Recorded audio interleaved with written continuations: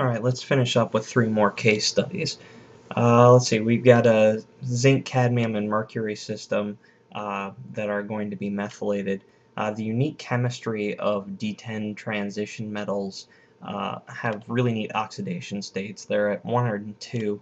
The reason they're unique is because they're actually pretty stable, and they have to be activated, which actually presented a bit of a problem to this group. They had to build in a microwave cavity in order to activate the mercury before it went to the cesium iodide window shown here.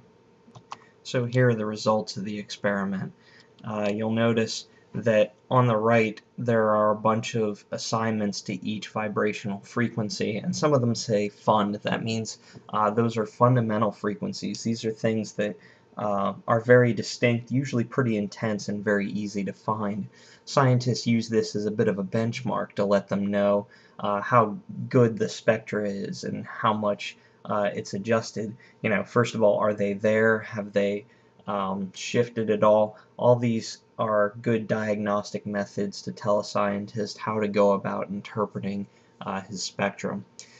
From these results, we can see pretty clearly that a methyl mercury is formed that's hydrogenated, and they saw similar results for zinc and cadmium. Now they repeated the experiment with ethane to see if they could if the mercury would insert at the carbon-carbon bond instead of a carbon-hydrogen bond. So what do you think you would look for? Well, if you answered that you would look for a carbon to mercury to carbon vibrational frequency, you would be right. And as it turns out, they get essentially the same spectrum, and so there's no evidence of dimethyl mercury being formed, which is pretty fortunate for them, because dimethyl mercury is particularly nasty stuff. Here's a neat study done on first-row transition metal halides. The question is, if you have a molecule of the form halide metal halide, is it linear or is it bent? And generally scientists are unable to determine this by vibrational spectroscopy alone.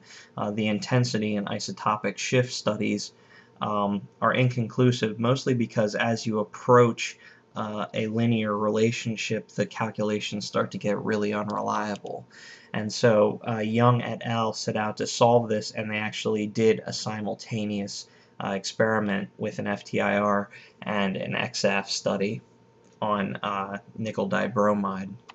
And so remember, I mentioned earlier with XAFs you can actually get bond length and bond angle data, and this provides molecular vibrations along with that so that you can track them both at once and get really reliable data. Long story short, these nickel dibromides turn out to be linear in almost all kinds of matrices except for nitrogen matrices. They come out at a bond angle of about 125 degrees compared to a normal 180. And so this is a case where clearly the nickel dibromide must be interacting with the nitrogen matrix in some way, but it's not quantified or elaborated much in these papers at all. So that'll be an interesting thing to look up. Lastly, we have a little study on one of my favorite kinds of molecules. This is going to be an LMCT study on 8-5 metallocenes. In particular, we're going to look at rhenocene, which is pictured there. LMCT stands for ligand to metal charge transfer. Essentially, an electron must move from a ligand orbital to a metal orbital in order for this to happen, and it has a particular energy change. And a group decided to look at rhenocene and see if they could observe an LMCT under matrix isolation conditions.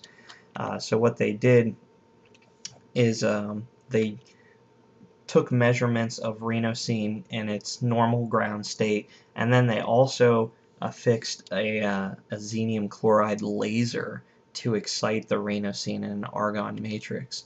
And what they saw was that the metal ring stretching intensity increased by 5%, but the ring breathing modes decreased by 3%, along with a 9% decrease in the CH deformation mode. So this clearly indicates that things have been thrown out of whack, that an electron must have moved to the metal to increase the ring metal ring stretching and decrease some of the other stretching frequencies. So a really neat way to detect this, I thought. And lastly, here are my references if you have any questions about where things came from.